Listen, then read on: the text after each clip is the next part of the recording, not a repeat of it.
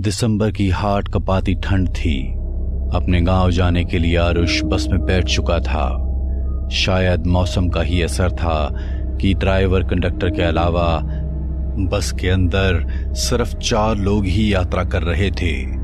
बाहर हर तरफ कोहरा ही कोहरा दिखाई पड़ रहा था। यहाँ पर बस 15 मिनट रुकेगी, जिसको फ्रेश होना है हो लो, फिर अगला स्टॉप मऊ होगा।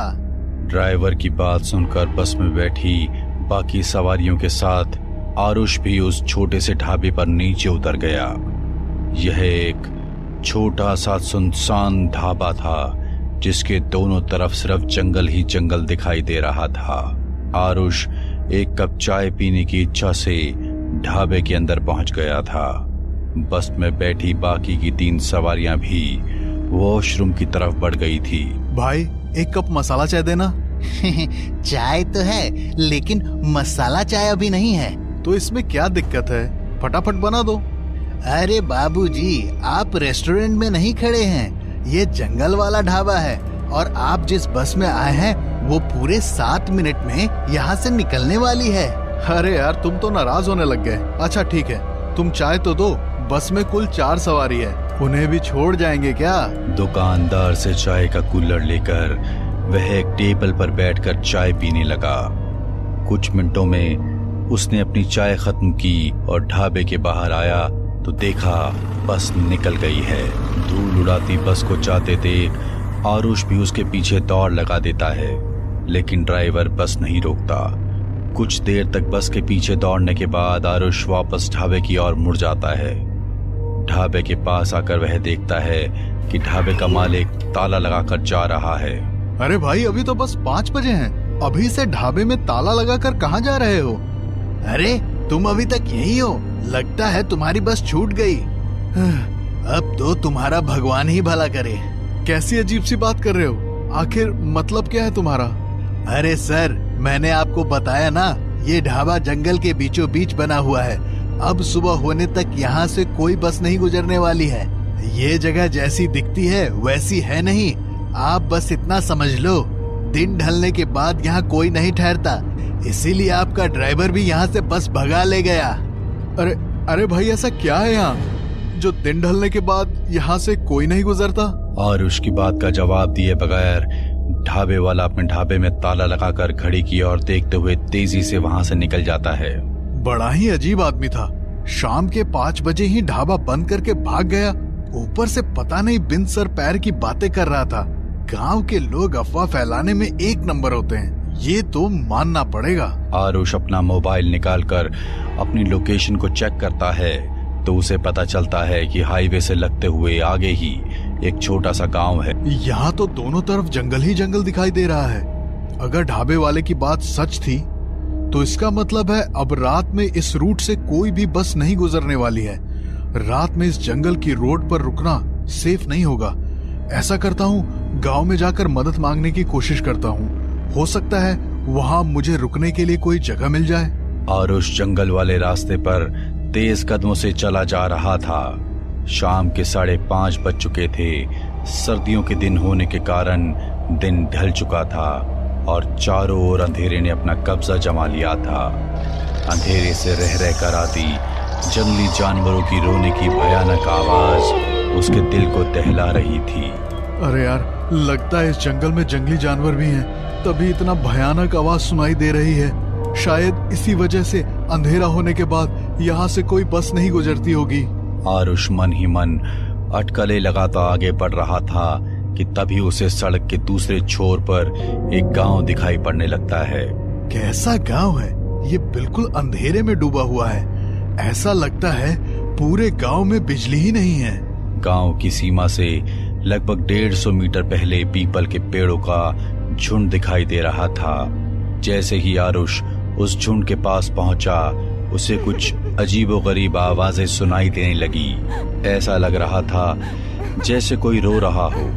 अपना वहम दूर करने के लिए जैसे ही वह पीछे मुड़कर देखता है तो उसे आसपास कुछ भी नजर नहीं आता था, लेकिन जैसे ही वह आगे बढ़ने को होता है उसे फिर से एक आहट और चीखों की आवाज सुनाई पड़ने लगती है।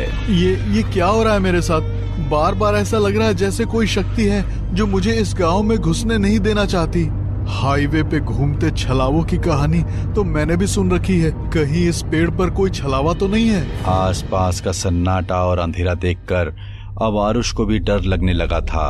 उसने कुछ ही कदम बढ़ाए थे कि तभी उसे पेड़ों के पीछे से झांकते किसी शख्स का आधा शरीर दिखाई दे जाता है। कौन हो तुम? कौन हो तुम? ही इतनी देर से आवाजें निकालकर मुझे डरा रहे हो ना? आरुष की बात सुनकर वह आदमी पेड़ के पीछे से बाहर आ जाता है। वह कोई तकरीबन 20-25 बरस का आदमी था, जिसके लंबे लंबे घुंघराले बाल थे, जिससे उसका आधा चेहरा ढका हुआ दिखाई दे रहा था। क्या तुम्हें कोई आवाज सुनाई दी? ज्यादा बनो मत, मेरे नजदीक मत आना। देखो, मैं अभी पुलिस का नंबर मिला दूंगा, दूर हटो। अरे मैं कोई चोर हूँ क्या जो तुम पुलिस को नंबर मिलाओगे? डरो मत, मैं भी डर के कारण ही यहाँ छुपा हुआ था। डर? आखिर किसका डर? देखो, मैं पास के गांव में रहता हूँ। आज मेरी भैंस चरते चरते न जाने कहाँ निकल गई। उसे खोजते खोजते दिन ढल गया और मैं इस मनहूस गांव के पास आकर अटक गया। अरे अटक गया से क्या मतलब है? जंगल में ऐसे पेड़ के पीछे छुपने से कुछ नहीं होगा। या तो सुबह तक तुम ठंड से अकड़ जाओगे या कोई लुटेरा तुम्हें मार कर फेंक जाएगा। चलो अंदर गांव में चलकर मदद मांगते हैं। अरे तुम्हारा दिमाग खराब है क्या? मैं इस गांव के आसपास भी नहीं जाने वाला और तुम्हें भी यही कहूंगा कि चले जाओ यहाँ से। ये आदमी क्यों नहीं चाहता है कि मैं गांव में जाकर मदद मांगूं? मुझे तो ये आदमी कुछ ठीक नहीं लग रहा। कहीं ये सच में कोई लुटेरा हुआ तो? ये भी हो सकता है कि ये कोई भूत प्रेत हो। ऐसे अचानक से पेड़ के पीछे प्रकट हो गया, मुझे इससे दूर ही रहना चाहिए।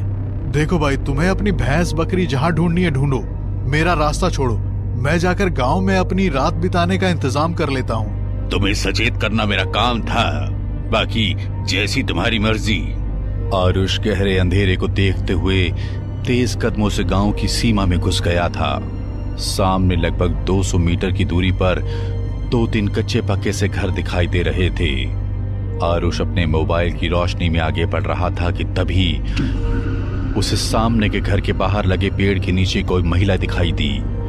इससे पहले कि वो कुछ समझ पाता, अगले ही पल वह औरत जोर जोर से हंसते हुए पेड़ पर उल्टी लटकी हुई दिखाई देने लगती है।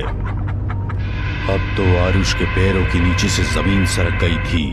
वह उल्टे पांव वहां से भागते हुए फिर से उसी पीपल के पास पहुंचा तो वह आदमी उसे कुछ दूरी पर पैदल जाता हुआ दिखाई पड़ा। लगता है मुझसे गलती हो गई। वो आदमी ठीक कह रहा था, कुछ तो गड़बड़ जरूर है इस गांव में। आरुष दौड़ते हुए उस आदमी के पास पहुंचता है। आप ठीक कह रहे थे, वो गांव, वहाँ कुछ तो है। मैंने अपनी आंखों से एक औरत को पेड़ पर लटकते हुए देखा। मैं जो बताऊंगा उस पर यकीन कर पाओगे? क्यों नहीं, मुझे आप पूरी बात बताइए। आखिर इस गांव का क्या रहस्य है? जिसको तुमने अभी अभी पेड़ पर लटकते हुए देखा, वो कोई औरत नहीं बल्कि प्रेत था। ये गांव पिछले 75 सालों से ऐसे ही खाली पड़ा हुआ था। यहाँ पर कोई नहीं रहता है। तो इस गांव में रहने वाले लोग आखिर कहाँ चले गए? आजादी से पहले की बात है। देश पर अंग्रेजी हुकूमत थी। उस अंग्रेजी हुकूमत में जो हिंदुस्तानी अंग्रेजों के तलवे चाटते थे, वो ऐसे छोटे छोटे गांव पर राज किया करते थे। इस गांव में रहने वाली एक लड़की पर एक रोज अंग्रेज वायसराय की नजर पड़ गई। जब गांव के मुखिया को पता चला कि अंग्रेज अफसर गांव की लड़की को पसंद करता है, तो उसने उस लड़की के बाप को खूब डराया धमकाया और उसकी बेटी को अफसर के साथ भेजने के लिए कहने लगा।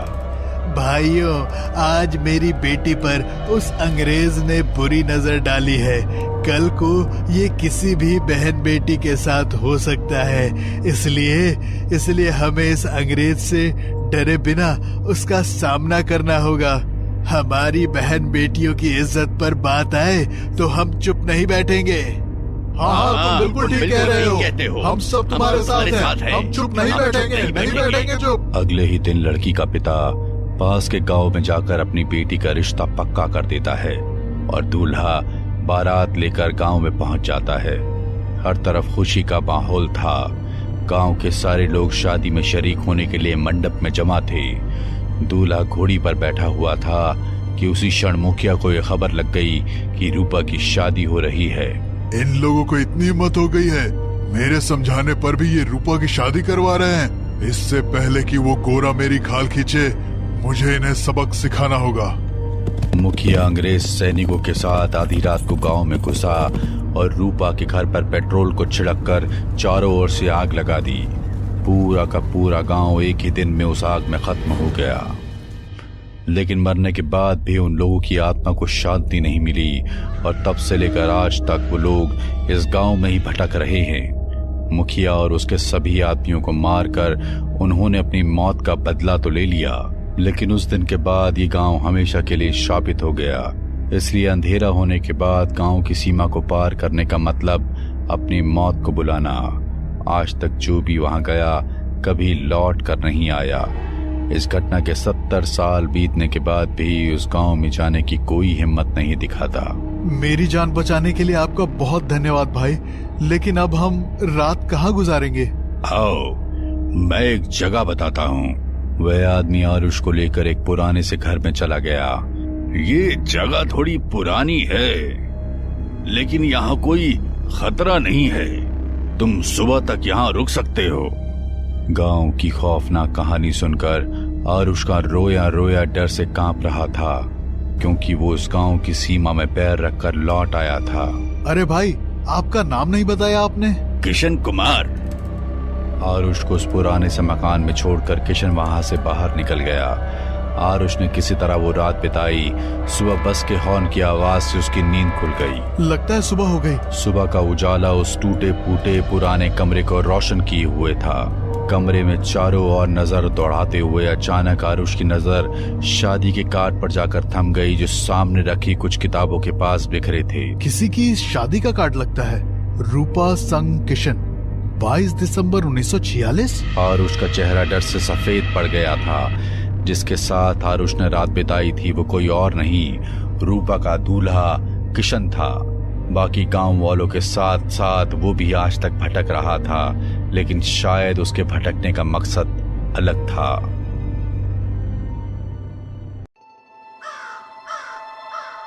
चांदनी रात थी। सब तरफ गहरा सन्नाटा फैला हुआ था। हाड़ कपा देने वाली ठंड बदन को तोड़ रही थी, मगर इस भयानक सर्दी में भी सुरेश के माथे पर पसीने की बूंदें टपक रही थी। वो पुलगांव के किसी कच्चे मकान के आंगन में खड़ा हुआ था। आंगन में बैठे सभी लोग उसे घूर घूर कर देख रहे थे। उसके सामने चारपाई पर एक व्यक्ति लेटा हुआ था, जिसका चेहरा ढका हुआ था। उस व्यक्ति के पास एक बूढ़ा बैठा हुआ सुरेश को देख रहा था। सुरेश ने बड़ी हिम्मत करके पूछा, इसको क्या बीमारी है? बूढ़ा अजीब से अंदाज में बोला, तुम एक डॉक्टर हो, तुम खुद क्यों नहीं देख लेते? तुम्हें मुझसे ज्यादा पता होगा इसको क्या बीमारी है। सुरेश ने जैसे ही उस व्यक्ति के मुंह से कपड़ा हटाया, उसके हलक से दिल दहला देने वाली चीख निकल गई, क्योंकि सामने जो भी था वह यकीन करने के काबिल बिल्कुल भी नहीं था। एक दिन पहले विभा रोज की ही तरह किचन में दोपहर का खाना बना रही थी कि अचानक उसके पति सुरेश ने उसके पास आकर कहा, विभा अपना सामान पैक कर लो, हम आज निकल रहे हैं। निकल रहे हैं? लेकिन कहाँ? अरे मैंने तुम्हें कुछ दिनों पहले बताया तो था कि मेरा ट्रांसफर पुलगांव हो गया है। हम दोनों को आज शाम को जाना है। हाँ तो वो सब तो ठीक है, लेकिन एक छोटे से गांव में ट्रांसफर लेने की क्या जरूरत थी? मैं वहाँ पर अकेले क्या करूँगी? सुरेश ने मुस्कुराते हुए अपनी पत्नी की ओर देखकर कहा, वही जो तुम यहाँ करती हो, वहाँ मेरे लिए अच्छा अच्छा खाना बनाना और शाम को मेरा इंतजार करना। अचानक विभा की नजर किचन में रखे न्यूज़पेपर पर पड़ी, जिस पर लिखा था, पुलगांव में रहस्यमयी तरह से डॉक्टरों के लापता होने की वारदातें कम नहीं हो रही है। लोगों का मानना है कि पुलगांव शापित है।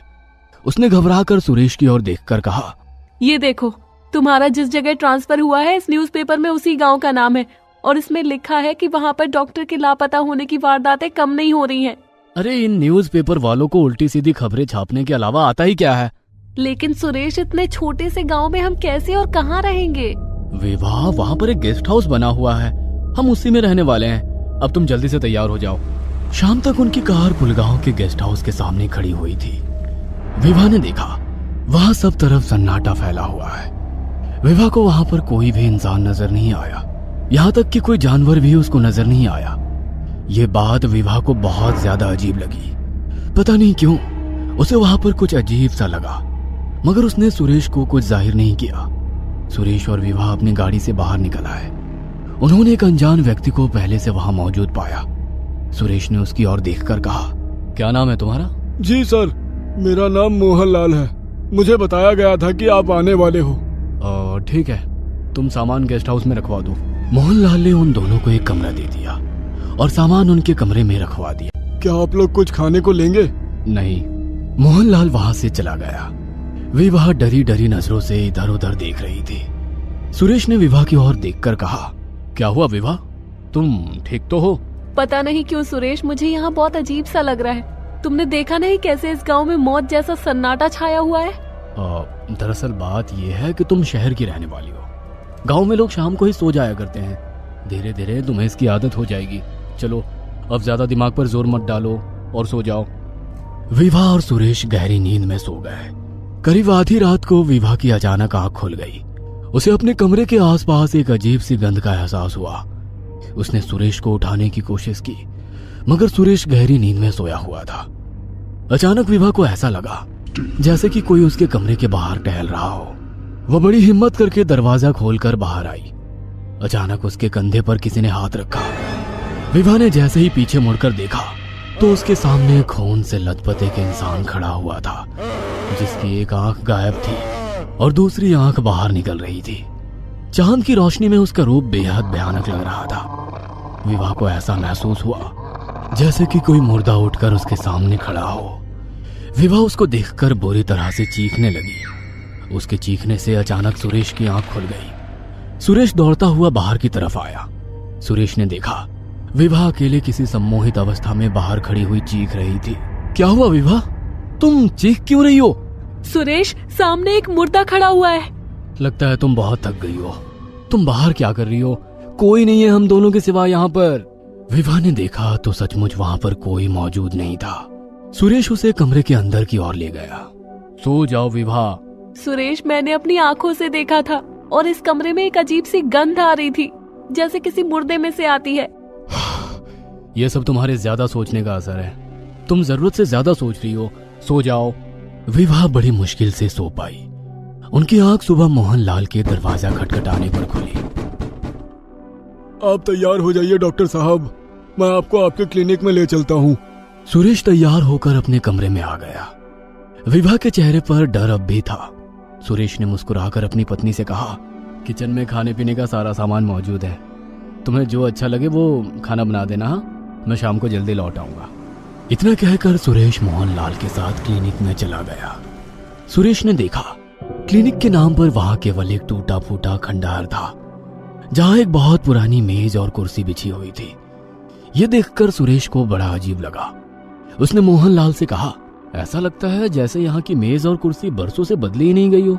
यहाँ बहुत ही कम डॉक्टर टिकते हैं, जो आते हैं वो जल्दी ही यहाँ से चले जाते हैं। सुरेश क्लिनिक में शाम तक बैठा रहा, मगर एक भी मरीज उस क्लिनिक में नहीं आया। शाम को सुरेश मोहनलाल के साथ गेस्ट हाउस में वापस आ गया। खाना खाकर सुरेश और विभा सोने ही वाले थे कि अचानक उनके कानों में मोहनलाल की आवाज आई। साहब, आपसे एक बात करनी थी। कहो, क्या बात करनी है मोहनलाल? साहब, रात के वक्त अगर कोई भी दरवाजा खटखटाए तो दरवाजा मत खोलिएगा, चाहे मैं ही क्यों ना हूँ। मोहनलाल की बात सुनकर विभा और सुरेश एक दूसरे के चेहरे की ओर देखने लगे। सुरेश मोहनलाल से कुछ और पूछता, मगर मोहनलाल इससे पहले ही बड़ी फुर्ती से वहां से चला गया। ये क्या बोल कर गया है? क्या कहना चाहता था? कुछ नहीं, शायद कुछ और कहना चाह रहा था, लेकिन कुछ और कह गया। मुझे तो बहुत डर लग रहा है। इसमें डरने की क्या बात है, चलो सो जाओ। फिर दोनों सोने के लिए चले गए। सुरेश और विभा गहरी नींद में सो गए। करीब आधी रात को सुरेश के कमरे का दरवाजा किसी ने खटखटाया। सुरेश चौंक कर उठ बैठा और विभा भी उठ गई। इतनी रात को कौन आया है? मैं दरवाजा खोलकर देखता हूँ। दरवाजा मत खोलो सुरेश, तुम्हें याद नहीं मोहनलाल ने क्या कहा था? विभा, तुम भी ना, तुम सो जाओ। सुरेश ने जैसे ही दरवाजा खोला तो सामने मोहनलाल खड़ा हुआ था। मोहनलाल, तुम? जी डॉक्टर साहब, मुझे माफ करिएगा, लेकिन गांव में एक व्यक्ति की अचानक तबीयत खराब हो गई है, इसलिए मुझे मजबूरन आपके पास आना पड़ा। लेकिन तुमने तो कहा था कि रात के वक्त कोई भी दरवाजा खटखटाए तो नहीं खोलना, चाहे तुम ही क्यों ना हो सकता है मैंने कुछ और कहना चाहा हो, लेकिन कुछ और कह दिया हो। लेकिन अब आप जल्दी चलिए, मरीज की हालत बहुत ज्यादा खराब है। ठीक है चलो। सुरेश ने अपनी पत्नी से कहा, विभा तुम सो जाओ, मैं कुछ देर बाद आऊंगा। नहीं, तुम मुझे यहाँ अकेला छोड़कर मत जाओ। मुझे जब से हम इस गांव में आए हैं कुछ भी ठीक नहीं लग रहा। लोगों की जान बचाना ही तो मेरा काम है विवाह। उसका इलाज करते ही मैं जल्दी वापस आ जाऊंगा, तुम चिंता मत करो। सुरेश मोहनलाल के साथ चल दिया। सुरेश ने देखा कि रात का सन्नाटा चारों तरफ फैला हुआ था। गांव में इतनी शांति थी कि उसे ऐसा महसूस हो रहा था जैसे कि वो किसी कब्रिस्तान में आया हो। यहाँ तक कि सुरेश को एक भी कुत्ता तक भौंकता हुआ नहीं दिखाई दिया। मोहनलाल पतली पतली गलियों से होता हुआ एक कच्चे मकान की तरफ रुक गया। सुरेश ने देखा दरवाजा खुला हुआ था। मोहनलाल उस मकान के अंदर चला गया।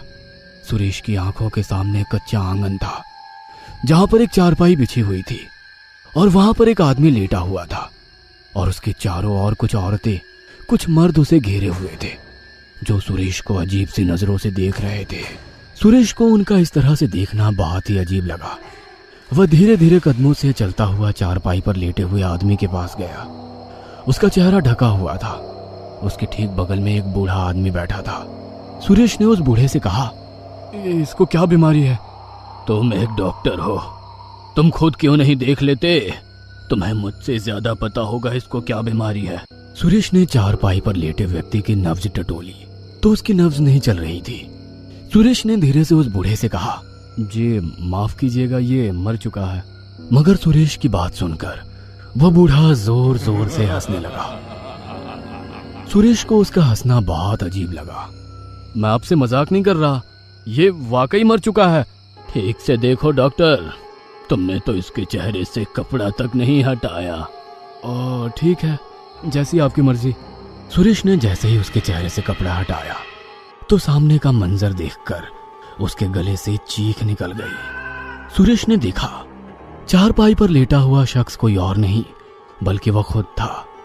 अचानक सभी लोग, यहाँ तक कि मोहनलाल भी सुरेश की तरफ घूर कर देखने लगा और चारों ओर से सभी लोग सुरेश के पास आने लगे और सबने मिलकर सुरेश को घेर लिया।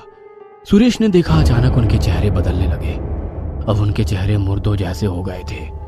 उनके चेहरों को देखकर ऐसा लग रहा था जैसे कि उन्हें मरे हुए सालों गुजर चुके हो। कौन हो तुम लोग और मुझसे क्या चाहते हो? ये क्या हो रहा है? मैं ऐसे कैसे मुमकिन हो सकता है? एक भयानक हंसी सुरेश के कानों से टकराई। हंसी मोहनलाल की थी। मैंने मना किया था ना साहब, रात में दरवाजा मत खोलना, लेकिन तुम भी और डॉक्टरों की तरह बेवकूफ निकले। तुम शहरी लोग इन बातों को नहीं मानते, मगर अफसोस अब तुम भी और डॉक्टरों की तरह ही मरोगे। मुझे जाने दो।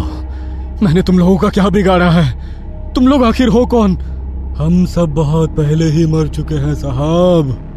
काफी साल पहले जब इस गांव में अकाल पड़ा था तब हम सब लोगों ने भगवान को छोड़कर शैतान की पूजा करनी आरंभ कर दी थी, लेकिन फिर भी हम सब मर गए और उसकी सजा हमें मिली। हम सब शापित हो गए। दिन में तो हम सब आम आदमियों की तरह होते हैं, मगर रात में यह पूरा गांव भूता गांव बन जाता है। हमें जिंदा रहने के लिए इंसानों के खून की जरूरत होती है और इंसानी मांस हमारा खाना होता है। तुम्हारे सामने जो व्यक्ति लेटा हुआ है वो तुम्हारा भविष्य है। इतना कहकर मोहनलाल का चेहरा बुरी तरह से भयानक हो गया और वहां जितने भी लोग मौजूद थे सभी के चेहरे भयानक हो गए। वो सब सुरेश पर टूट पड़े और एक दिल दहला देने वाली चीख सन्नाटे को चीर गई। उसी समय वहां विभा भी आ पहुंची, जो कि अब दूर खड़ी ये सब देख रही थी। विभा सुरेश को बिना बताए उसके पीछे ही आ गई थी, मगर उसे नहीं पता था कि वह भी मौत के नजदीक चली आई थी। सुरेश की हालत देखकर विभा के मुंह से जोरदार चीख निकल गई। छोड़ दो मेरे पति को, तुम लोग हो कौन?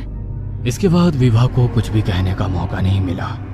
थोड़ी ही देर के बाद विभा और सुरेश कंकाल में तब्दील हो चुके थे। वो सब मुर्दा जो थे वो सुरेश और विभा को जिंदा ही कच्चा चबाकर खा गए। कुछ देर बाद वहां फिर मौत जैसा सन्नाटा हो गया। सब तरफ शांति फैल गई और भूतिया गांव फिर एक बार अपने अगले शिकार का इंतजार करने लगा।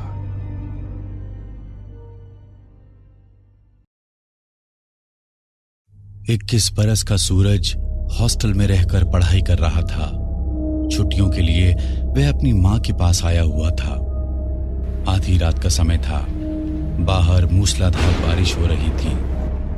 दूर कहीं जंगलों से आती सियार और कुत्तों की रोने की आवाज से बदन में झुरझुरी सी दौड़ रही थी। सूरज अपने कमरे में लेटा करवटें बदल रहा था। अचानक उसका प्यास से गला सूखने लगा तो वह रसोई से पानी लाने के लिए कमरे से बाहर निकल गया। रसोई घर से वापस अपने कमरे में आते हुए उसने महसूस किया कि मां के कमरे के दरवाजे के नीचे से धुआं बाहर आ रहा है। सूरज ने चौंक कर पहले दीवार पर लगी घड़ी की तरफ देखा। घड़ी की सुइयां रात के 12 बजा रही थी। सूरज अब काफी परेशान हो गया था। वह समझ नहीं पा रहा था कि इतनी रात गए मां के कमरे से धुआं क्यों और कैसे निकल रहा है। अपनी शंका का समाधान करने के लिए वह मां के कमरे की ओर बढ़ने लगा। कमरे के बाहर पहुंचने पर उसे फुसफुसाकर मंत्र पढ़ने की आवाज सुनाई देने लगी। अपने मन में चल रही उथल पुथल को शांत करने के लिए वह मां के कमरे में खुलने वाली आंगन की खिड़की के पास आया और कमरे में झांकने लगा। अंदर एक हवन कुंड से धुआं बाहर आ रहा था और कमरे के फर्श पर कुछ अजीबोगरीब सामग्री फैली हुई थी, जिसे देखकर ऐसा लग रहा था वहां कोई टोना टोटका या तंत्र क्रिया चल रही हो। तभी मां हाथ में एक छोटी सी मिट्टी की हांडी लेकर कमरे से बाहर निकल जाती है। सूरज धीमे कदमों से अपनी मां का पीछा करता है तो देखता है कि उसकी मां ने वह टोटके की हांडी बाहर चौराहे पर रखी और वह वापस लौटकर चुपचाप अपने कमरे में सो गई। मां की ऐसे अजीबोगरीब व्यवहार देखकर सूरज सकते में पड़ गया था। इस समय वह कुछ भी सोचने समझने अथवा बोलने की स्थिति में नहीं था। मां के अपने कमरे में जाने के बाद सूरज भी वापस अपने कमरे में आकर लेट जाता है। वो रात बीतने के बाद अगला दिन भी यूं ही उथल पुथल में बीत गया और रात घिर आई। जिज्ञासावश रात के 12 बजे फिर से सूरज खिड़की से अंदर झांकने लगता है। सामने उसकी मां काले कपड़ों में अपने लंबे बालों को खोलकर जमीन पर तंत्र का सामान फैला कोई तंत्र साधना कर रही थी। अंत में उसने फिर से एक मिट्टी की हांडी दी। उसमें टोटके का सामान एक दिया रखकर फिर से चौराहे पर रखने के लिए घर से बाहर निकल गई। सूरज इसी तरह पूरे 3 दिनों तक अपनी मां की सारी गतिविधियों को देखता रहता है। चौथे दिन अमावस्या का दिन था। घर के आंगन में लगातार रोती हुई बिल्ली किसी अनिष्ट की सूचना दे रही थी। सूरज की मां के सामने तंत्र के सामान के साथ साथ एक काला मुर्गा भी रखा हुआ था। अपनी तंत्र साधना पूरी करने के बाद उसने मुर्गे को काट कर उसकी बलि चढ़ा दी। है मेरे मालिक, अगर आपने चाहा तो अगली अमावस्या को बलि जानवर की नहीं किसी इंसान की होगी। इससे ज्यादा कुछ भी देख पाने की हिम्मत अब सूरज के अंदर बाकी नहीं थी। डरते हुए वह अपने कमरे में लौट आया और आंखें बंद कर सोने की कोशिश करने लगा। काफी देर तक बिस्तर पर करवटें बदलने के बाद उसे नींद आ गई थी। सूरज पूरी ताकत लगाकर दौड़ रहा था। दौड़ते दौड़ते वह बहुत थक चुका था। तभी एक पेड़ के तने से अपनी कमर सटाकर वह हाँफने लगता है। अचानक एक लंबी सी चोटी आकर उसके पांव से लिपटने लगती है। सूरज जितना उस चोटी को खुद से दूर रखने की कोशिश कर रहा था, उतनी ही तेजी से वह लिपटते हुए उसके पूरे शरीर को अपनी गिरफ्त में लेती जा रही थी। तभी उसे मंदिर के घंटे की आवाज सुनाई देने लगती है और सूरज का ध्यान कुछ ही दूरी पर बने मंदिर की ओर चला जाता है। ये कोई पुराना सा मंदिर नजर आ रहा था। सूरज कुछ समझ पाता उससे पहले ही उसके ऊपर किसी भयानक आकृति ने छलांग लगा दी, जिसके कारण डर से सूरज के मुंह से चीख निकल गई और उसकी नींद टूट गई। हे भगवान, ये कैसा भयानक सपना था। ये सब क्या हो रहा है मेरे साथ। अपने माथे पर आते पसीने को पोंछकर वह फिर से सोने की कोशिश करने लगता है, किंतु यह सपना इतनी आसानी से सूरज का पीछा छोड़ने वाला नहीं था। अब तो अक्सर ही सूरज को वही सपना नजर आने लगा, जिसके कारण वह बहुत बेचैन सा रहने लगा था। बस बहुत हो गया। आज मैं माँ से अपने सपने का अर्थ जानकर ही रहूंगा। माँ, तकरीबन 1 महीने से मैं आपको देख रहा हूँ। आप हर रोज रात के समय कुछ टोना टोटका करती हैं। ये सब क्या है माँ? अब तो मुझे भी हर रात एक बहुत ही भयानक सपना नजर आने लगा है, जिसमें मैं अपनी जान बचाकर भागता हूँ और फिर एक चोटी आकर मुझे जकड़ लेती है। आप मुझे साफ साफ बताओ माँ, ये सब मेरे साथ क्यों हो रहा है? हो ना हो ये आपके टोने टोटके के कारण ही मुझे ऐसे डरावने सपने नजर आ रहे हैं। लगता है जिस बात को मैंने बरसों से अपने सीने में दबा कर रखा है, वो बात बताने का समय आ गया है।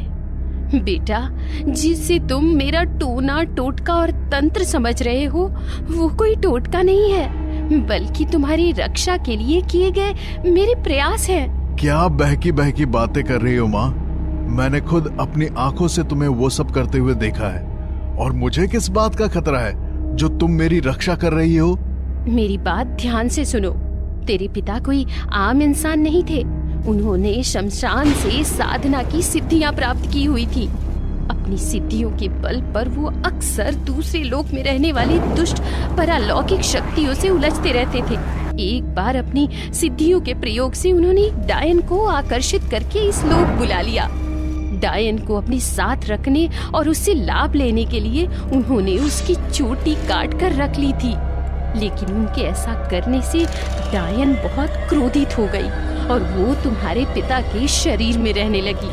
हर अमावस्या की रात को वो गांव में शिकार करने के लिए निकल पड़ती थी। कुछ ही दिनों में गांव वालों को तुम्हारे पिता के बारे में पता चल गया कि उनके अंदर कोई शैतानी शक्ति है। एक दिन आधी रात गए वो किसी आदमी का शिकार करने के लिए निकले ही थे कि उसी समय गांव के लोगों ने उन्हें रंगे हाथों पकड़ लिया और पीट पीट कर उनकी हत्या करने के बाद उनके शव को मंदिर के पीछे दफना दिया।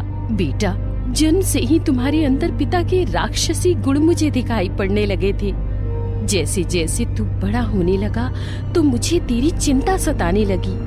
मैं नहीं चाहती जिन काली शक्तियों के कारण तुम्हारे पिता की जान गई, तुम भी उसके प्रभाव में आओ। इसलिए तुम्हें उन शक्तियों से दूर रखने के लिए मैं तरह तरह के उपाय करती हूँ। मुझे माफ कर दो माँ। पूरा सच जाने बिना मैंने आप पर शक किया। मुझे आप पर पूरा यकीन हो गया है। आपने जो भी किया होगा मेरी भलाई के लिए ही किया होगा। समय बीतने लगता है और सूरज को कॉलेज की तरफ से एक ट्रिप पर पहाड़ों में भेजा जाता है। यही पास में ही हमारा पुश्तैनी गांव है। एक बार जाकर देखना चाहिए हमारा गांव और घर कैसा था, और वो मंदिर कौन सा है जहां पिताजी को दफनाया गया था। ऐसा सोचकर सूरज अपने गांव डुमरी पहुंच जाता है। जैसे ही सूरज गांव में कदम रखता है, चमगादड़ों के झुंड बेचैन होकर यहाँ वहां फड़फड़ाने लगते हैं। कौन हो तुम?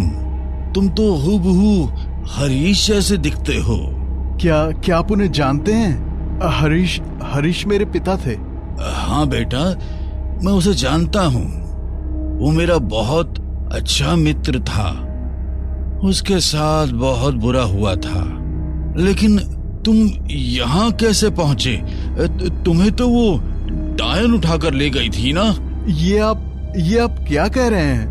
मुझे कोई डायन नहीं ले गई थी काका। मैं तो अपनी माँ के साथ रहता हूँ। नहीं बेटा, उस डायन ने तुम्हारे माँ पापा और दादा दादी को खत्म कर दिया था और तुम्हें उठा कर ले गई थी।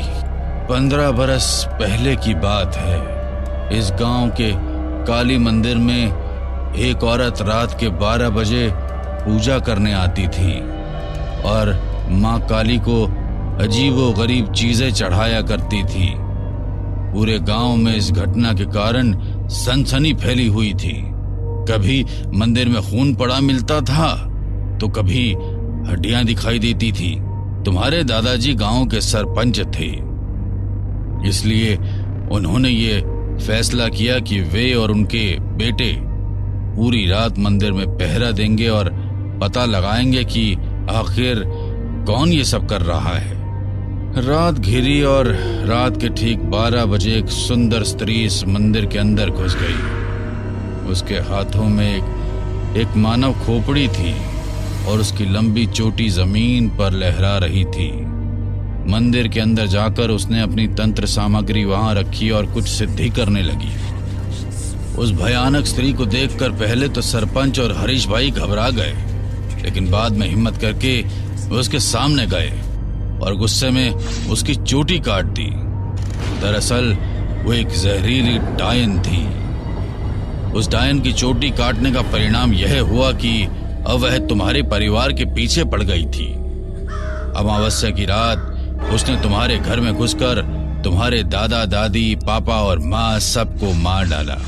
अब तुम्हारे परिवार में बस तुम ही जीवित बचे थे, परंतु डायन कभी भी अवयस्क बालक की जान नहीं लेती, इसीलिए वो तुम्हें उठाकर अपने साथ ले गई थी। गांव वाले तो यही समझ रहे थे कि उस डायन ने अब तक तुम्हारी जान ले ली होगी। अब मुझे सब कुछ समझ में आ रहा है। जो माँ बनकर इतने सालों से मेरे साथ है वो मेरी माँ नहीं है। अमावस्या के दिन वो मेरी ही बलि देकर अपना बदला पूरा करने की योजना बना रही है। बेटा, उस डायन को खत्म करने का बस एक ही तरीका है। काली मंदिर से त्रिशूल लेकर तुम्हें ही उसका अंत करना होगा, नहीं तो वो तुम्हारा सर्वनाश कर देगी। काका की बात सुनकर सूरज को अब तक की सारी पहेली साफ साफ समझ आ गई थी। उसने काली मंदिर से त्रिशूल लेकर अपने पास रख लिया और घर लौट आया।